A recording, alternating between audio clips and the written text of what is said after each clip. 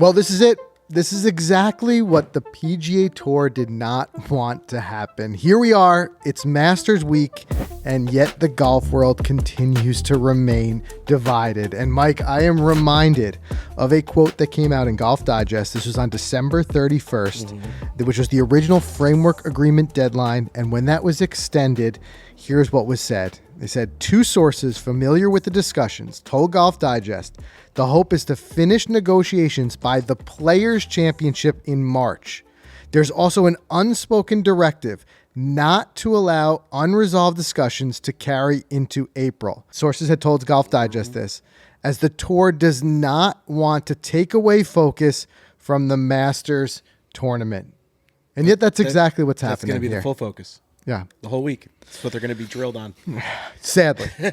Because this is something that we've harped on continually here on the show. We said, at some point we need a resolution. And I'm going to pose that question to you guys in the comments as well. Do you feel like we do? And we're going to talk in a minute about some of the suggestions that have been made. We had very vocal Jon Rahm, sounding a bit more like himself again. I'll talk a little bit about where we felt like he kind of detracted from that in a second. But Jon Rahm speaking up, saying that he'd like to see 72 holes come to LIV, and is that something that could bring them closer together?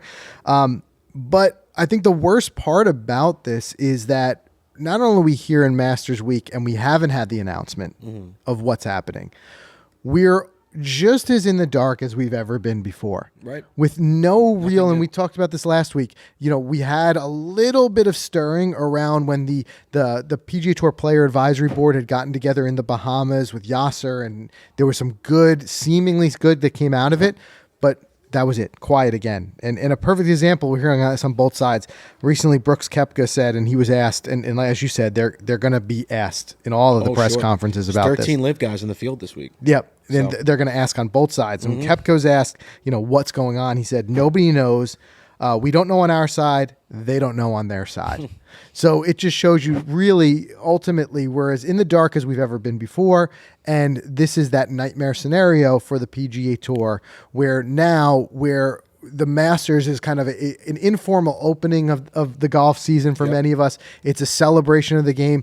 And yet, what are we going to be talked about? You're going to have guys from Phil Mickelson to Brooks Koepka to Tiger Woods. It's everybody's there, and they're going to be in front of that podium, and the questions are going to be asked, where are we at? And where we should be talking about Augusta, we should be talking about the Masters, and that'll be in there too, but there's no doubt an overshadowing here. Yeah, it's all going to come down to which one's going to have the most information and who wants to share the most. There's guys on the board, there's guys like Cantlay, they might drill into him.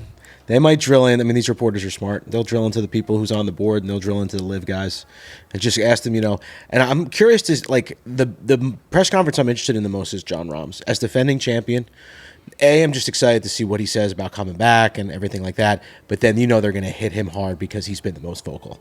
So they'll hit him on the 72 holes. We're going to get more answers out of him in the coming 24 hours.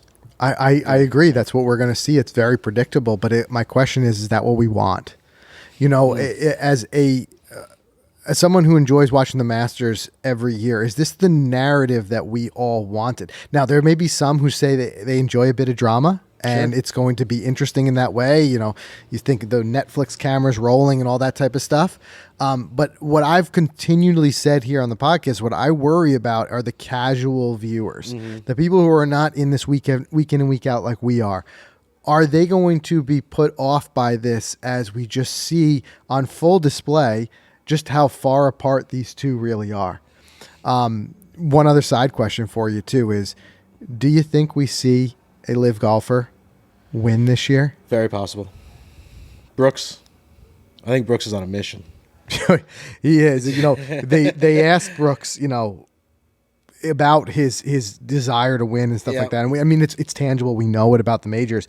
But he was asked recently about his prep for the Masters. Yep. And kind of in typical Brooks fashion, he said, when March comes around, I go to work. I shut everything off. It feels like the rest of my life doesn't even exist. I just go and play golf and try to win at Augusta. So if that doesn't sound like you got a motivated Brooks Koepka coming in there, and feeling much better, Brooks Koepka. Feeling much better. I like Brooks, and you know what? To be honest, I think like a sleeper pick, and I know he hasn't done well in the past, but a guy like Bryson, you think about it, this guy won the 2020 U.S. Open, so his exemptions are running out. There's a chance he might not get back to Augusta for a couple years.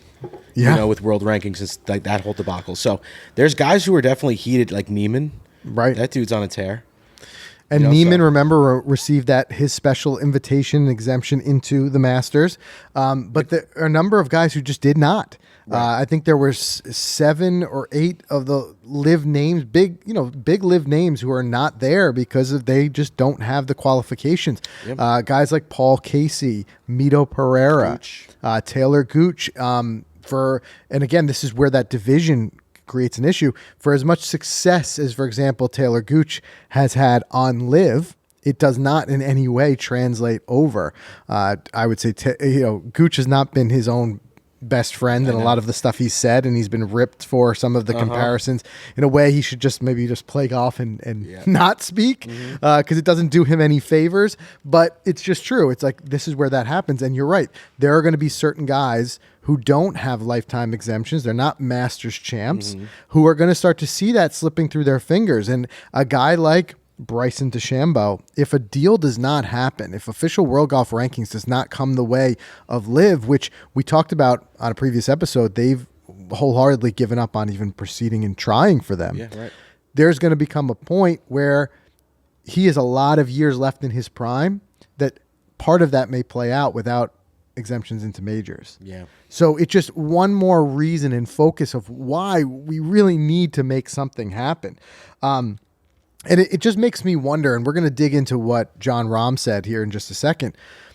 But I think what Jon Rahm said kind of sheds light on this idea, and I wonder if this is what's really the biggest problem. And that problem is that on the PGA Tour side, maybe the players have a little bit too much control and say over what happens.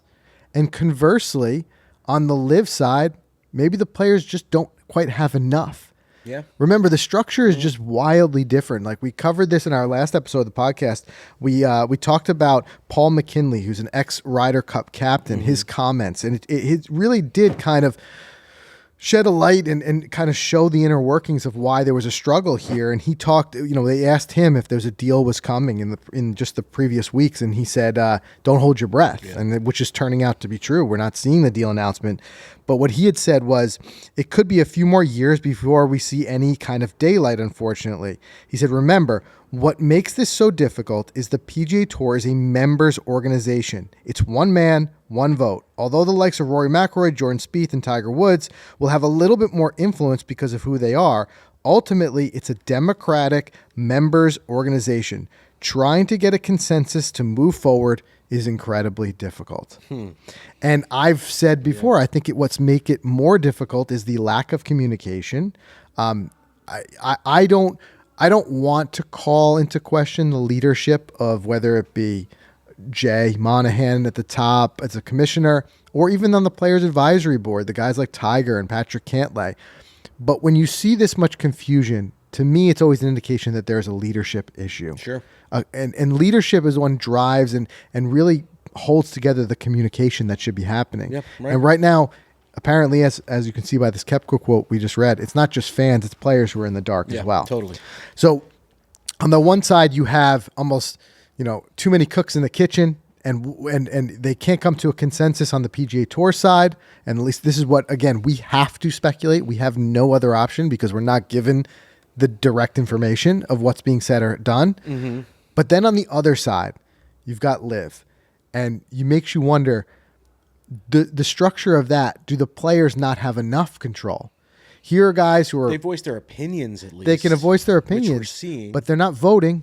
Right. Right? I don't think they're paid a lot of money to come over and play. You've got team owners. I understand that. They've got a little bit of say over what goes on with their teams.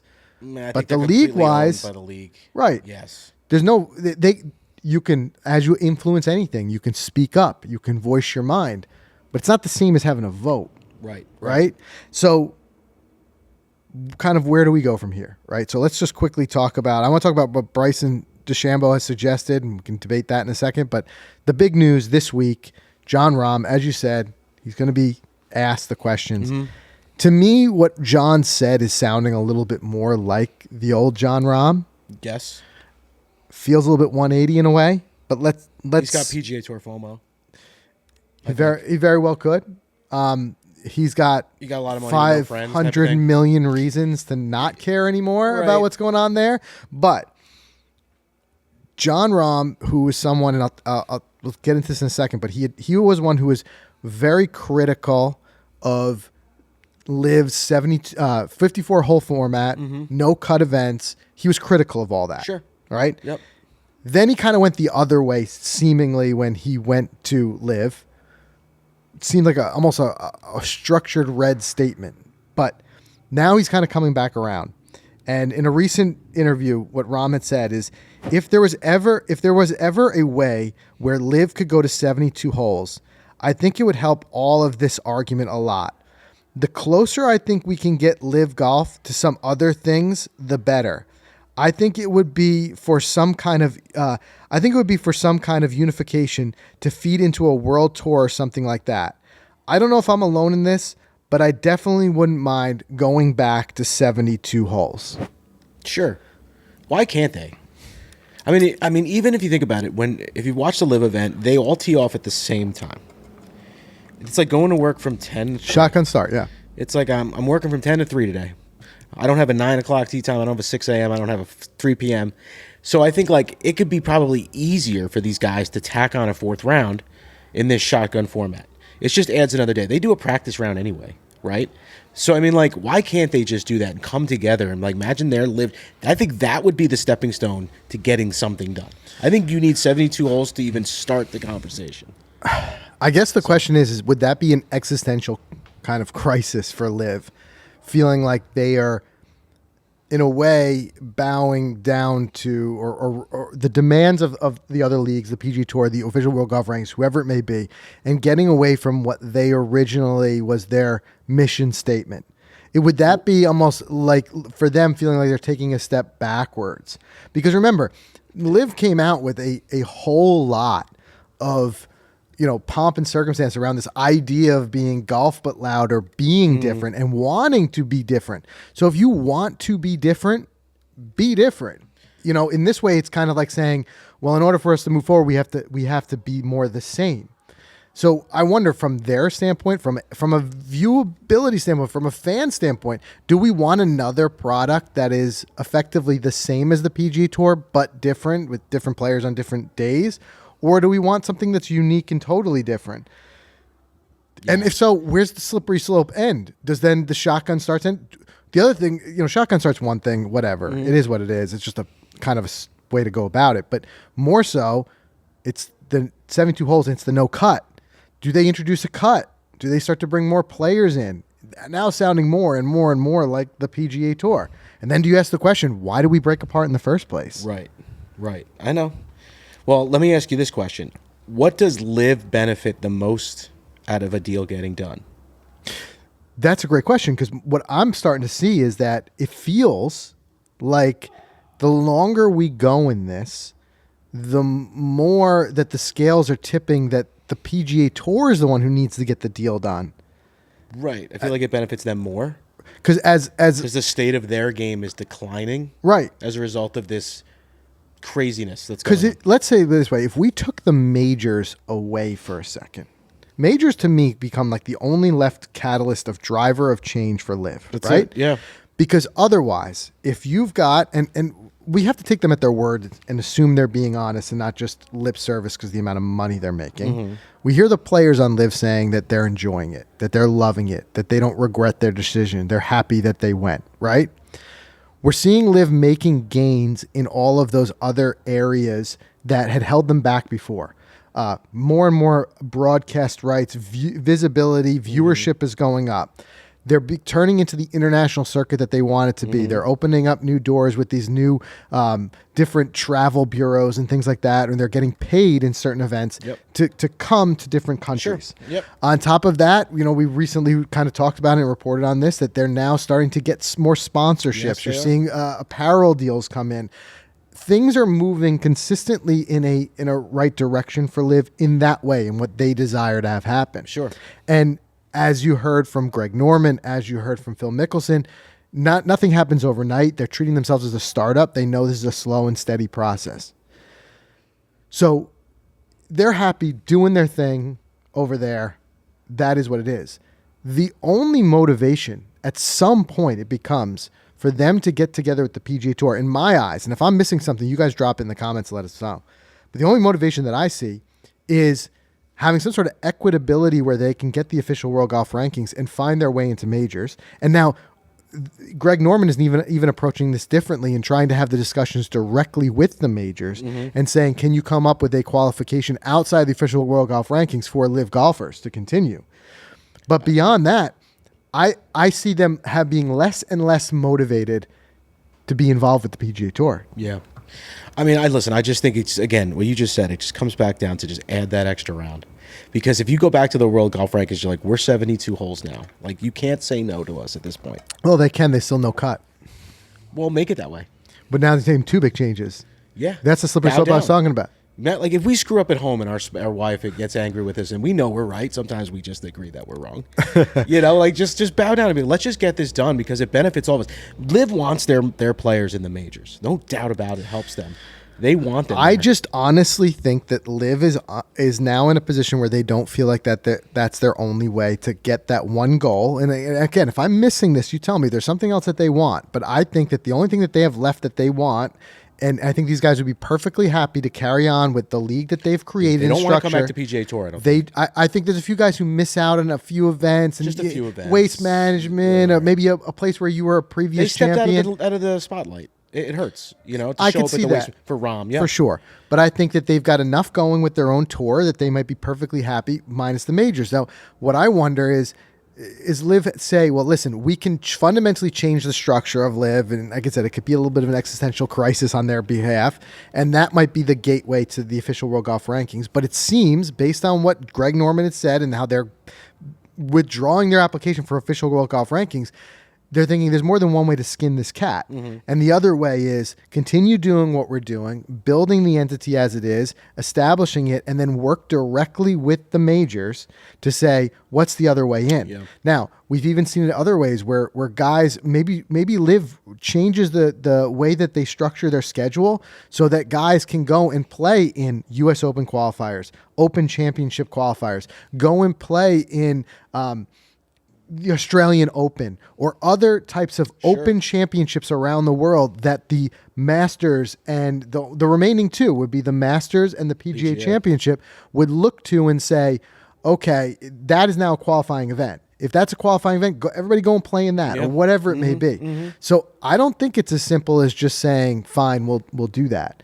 Now, what I do think, though, is this is the first time where it's now coming from the inside, where a big prevalent name within LIV is now asking for 72 holes. It's no longer where an outsider, a PGA Tour member, is saying LIV needs to be X, Y, Z. And it just makes me wonder how much of that will be a true catalyst for change. I bet every player on LIV would exchange World Golf Ranking points on LIV for an extra round of golf. I don't think anyone would say no to that. Yeah, so I'm going to get a chance to get back to all these majors and go back up their rankings. I just got to show up an extra day. I just wonder. Great while it lasted 54, but let's do it. You know what I mean? I get it. I just wonder if that really would be the thing that would punch the ticket. If it would. I think the 72 hole is very important. I think the no cut is also very important. Yeah. So now we're talking about big changes. Now, the other thing, Bryson DeChambeau had made a suggestion, kind of like of where, like, and again, this is all from speculation of where do we go from here because we don't have the answer as the most important aspect we're talking about today. But Bryson said, he wanted something like almost like a Super Bowl format. He said, just, you can look at the NFL and you could see, and you could have like an NFC, AFC sort of working in their own fields. And then at the end, they come together, put on a huge event at the end of the year. So he's likening it to the NFC and AFC as two separate leagues with their own teams, etc. And they come together for the Super Bowl. I think this would be almost like 4 Super Bowls. Let them come together for the 4 majors is what he's ultimately suggesting. I don't think it's a perfect analogy. I get what he's trying to say. I get there's merit to it. It's not a perfect analogy because It's not as though in the NFL, the NFC and the AFC are playing under different structures. Mm-hmm. We still do have two different structures. 54-hole no cut, 72-hole cut like events. The golf world's divided. I don't know if that would bring it together. You know what I mean? Right. Like, I don't know. It's like I won't watch AFC football. You know what I mean? Like, I will. You know what I mean? It's on TV, just like the NFC. So it's a tough. Well, analogy. you're getting, in a lot of ways, you're getting the same product. So if you live in a certain city, and then your team happens to be in the NFC or the AFC, whatever it may be, yeah, you're turning on football. You're watching football. You're watching the same product. Here in this case, that's what I'm saying. What do we want? Do we want the exact same product in two separate leagues? Or was LIV from the start meant to be something different? Was it 54 holes, no cut? Was it meant to be something different? I think so. I didn't think it was meant to take over and be the only golf league. I think the better analogy instead of NFC, AFC is NFL, XFL. Right? Because you do have some different structures in the overall, the way the game is played. Right. And would you want to watch, the Chiefs play the XFL's best team in a game at the end of the year? Yeah. This is where the analogy starts to break down. It breaks down ultimately, because it's not the same. The NFL as an entity still draws the world's best players, right? And I think what we're running into the issue and the argument is that there's no longer one singular league that draws the world's best players, because now so many of the world's best players have gone to LIV. You really do have enough has been detracted away from it that you can't say one league has all the world's best players. And the only time we see the world's best players are these majors. Yeah, which tells me that the ratings this week, I mean, the golf world, like, they thrive on this week. They thrive on these 4 weeks, right? Yeah. So, like, they see these and they go, like, how do we do this every week? How do we do this? That's what's going to lead them. So we have to get something done. Yeah. We can't just operate independently. Yeah. So we're gonna talk in a second about whether or not they owe us an answer, or if the golf world can truly live like this in limbo forever. Yeah. Or, at some point, do you have to rip off that Band-Aid and just say, it's not happening. A deal's not happening for the sake of the game in some way. So let's hold on to that thought and debate that in just a second, but let's first do a word from our sponsors. All right, this is the week. This is the week of our meetup. We're getting together. We got over 40 people coming. It's at Westchester. Watching the Masters. Speaking of it, we'll be watching it together. Yeah, I know. It's going to be Masters on TV. We're going to be playing golf indoors. We're going to do it at Golf Zone Social in Scarsdale, New York. That's in Westchester, New York. And if you don't know Golf Zone Social, it's the most social experience in golf. It's got the best technology, hands down, in indoor golf. Love the floor moves. Yeah, you guys have seen 150 different courses you can play. Exactly. And we've done countless stuff there. We've even held a whole tournament there last fall, and we're going to continue to keep doing those. So this is in that series leading up to these tournaments where we're just going to get together, guys, hang out, play golf, meet a lot of you. And if you're in Connecticut, New Jersey, New York, if you're in this surrounding area, you can get over there. It's like a happy hour thing, 4:30 to 7:30 this Friday night, April 12th, Golf Zone Social in Scarsdale in Westchester. It's free, and we're giving away stuff, so why not? Come on down. We'll see you guys there. And look, as we all strive to get better, you guys know to be your best today, you have to outperform the player you were yesterday. And for some, it might be breaking 80. For others, it might be breaking the course record. And for all of us, it's playing a golf ball that we know will help us get the most out of our game. So the Titleist Pro V1 and Pro V1X, these are balls that you guys know we've been playing for a long time. They offer advanced technology and performance that rewards your best swings and help you shoot those lower scores. Both models, they're exceptionally long, deliver consistent flight, and they feature that unrivaled control. The Pro V1, it's the best combination of distance, spin, and feel in the game. It delivers that penetrating ball flight. We did a fitting not too long ago. That's where I really found out that ball flight was just right for me, and every golfer is different, so doing those fittings is so important. Mike, you use the Pro V1X. It flies a little bit higher. It spins more in the short game, but it still gives you that low, long game spin. Really maximizes your distance. And it's also, as we can see, and we're going to watch it this week, there's a reason why Titleist is the #1 ball at the Masters. When it really matters, whether it's players like us or all the way at the highest level, they rely on Titleist. They trust Titleist. So go and check out the Pro V1 and Pro V1X. Find out which is best choice for you at Titleist.com. And what was cool, a couple months ago, we were at the PGA show in Orlando, and we went in the FootJoy booth, and they had all their new shoes lined up. It's such a cool display, right? There's so many shoes, all these different colors. It just like pops right in your face. And one of the ones caught our eye was the FootJoy Field LX. Yeah, caught a lot of people's eyes. Right. It's so unique, this shoe. And I'm going to show it to you because I have it here. If you're watching on YouTube, you get a treat because you get to see this. And so check this out. So unique, right? So this is the FootJoy Field LX. I mean, they're super sleek. They're made with this chromo skin leather and offers this beauty, this awesome fit. It's kind of like classy. It's like something you'd go into like a nice outdoor event, but you're still playing golf. And it's got that classy feel, which I love about it. It's the Premier Series, so it's a series you're familiar with. This is just a new shoe in the Premier Series. So it's equipped with those low pro spikes. They give you that stability and support from the moment you step onto the golf course. They're so stable. Like, I love this shoe. I have a feeling we're going to be walking a lot. I got a feeling you're going to see a lot of guys in that this week at Augusta. No doubt. No doubt. Mark my words. What's funny is, and I don't know which, I got the blue and I got the white. They got the navy white and the white. I don't know which one I'm going to wear first. But guys, you got to check them out for yourself. The season is coming. Go to footjoy.com, check out the Field LX, and check out all of their awesome shoes that have dropped this season. So as we watch another deadline come and go, the question that I have is, what ends this endless loop of speculation? Can we, as golf, as an entity, as a sport, survive another full year? Let's say hypothetically we make it through a full another major season, which the majors, once they start coming, they come fast and furious. You know what I mean? Before we know it, we'll be at the U.S. Open. Before we know it, we'll be at the Open Championship, the PGA Championship.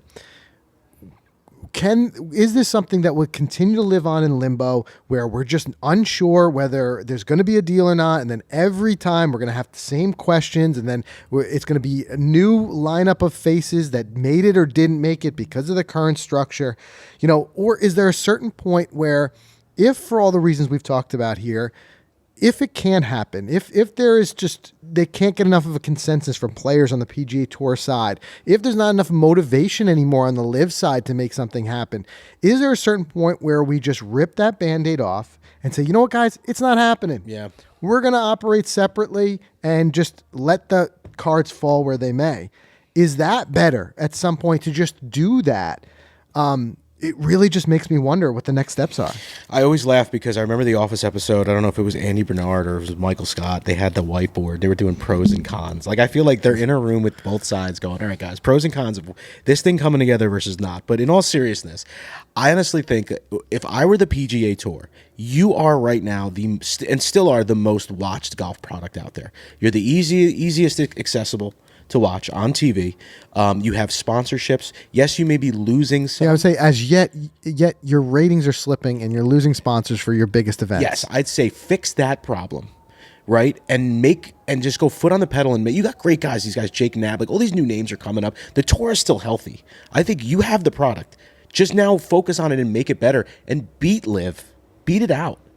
You know what I mean? Whereas LIV should be doing the same thing. So you're basically saying each tour kind of leans into its own storylines. We're doing that right now. So just keep going separately. Do these majors, which gets everyone hyped, and then just fight it out and try to because it'll just fuel your fire to make your product great. I don't know. That's what I think, because I don't think you can honestly bring it together. I just don't think there's any way. I don't know. I think that I get that, and I think the sad reality, though, is that I think what we're going to see this week with the Masters is something that we've all been wanting, which is everybody back together and all the best players playing. And I think as we watch that, a lot of us as fans are going to settle in and say, like, this is what we've been missing. And say, why? Why is it that we can't just get some sort of something in place where we can see all the guys back together more than 4 times per year? What if they brought them back for the signatures? I was just saying, I don't know what the ultimate answer is going to be. And the blame game continues. I saw a headline just yesterday, I think, was saying that really, and again, this shows you how much they're still taking sides, and you guys can say whether you agree with this statement or not. But I saw a headline saying, it was the greed of a few. I'm paraphrasing this. I'll find the exact headline, but the greed of a few has caused this divide and ripped it apart. And basically talking about the guys on the LIV side, they have no leg to stand on, saying they wish it were different when they left, and the greed was their driver of leaving. Now, I get it. A lot of money would throw those guys' way, so greed is going to come to the top as being a thought that people have.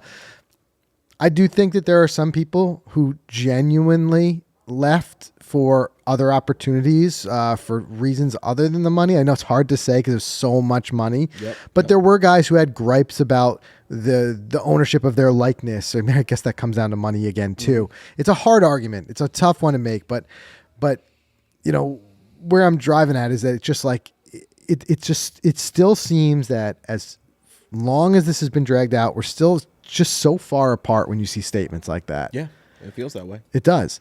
So what do we do? Like ultimately, what do we do? And I think what needs to happen, and I said this before, but I'll continue to kind of like ride this one through, is saying that they have to decide what they want their identity to be. Kind of like you were saying, like where, like just be the tour, be whatever.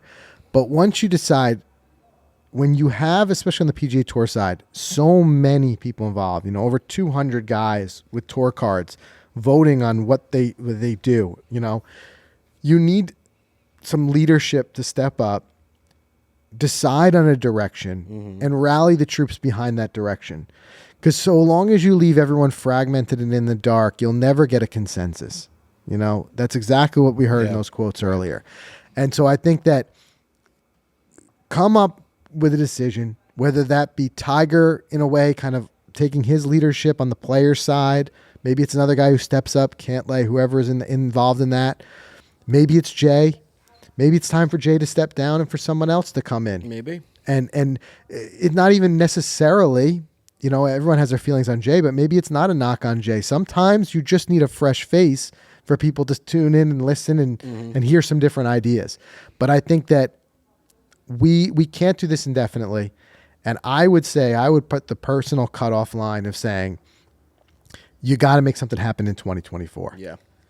If we continue, and the last person who want to be doing this and talking about this in this format next year of just saying, what are we going to do? Where are we going to be? The longer this drags out, the more it stays divided, the more the casual fan gets put off by it. Sure. I truly believe. And I think as the casual fan gets put off, you're going to see a lot more people who only tune in 4 times a year for the majors. And that's the last thing we want. Yeah, we don't want that. For golf to be alive and sustainable, you want it where people want to watch week in and week out. Just have Tiger play every week. Put it in his contract. Just inject him with something to keep him moving. But if you had Tiger in the field every week, you'd have ratings.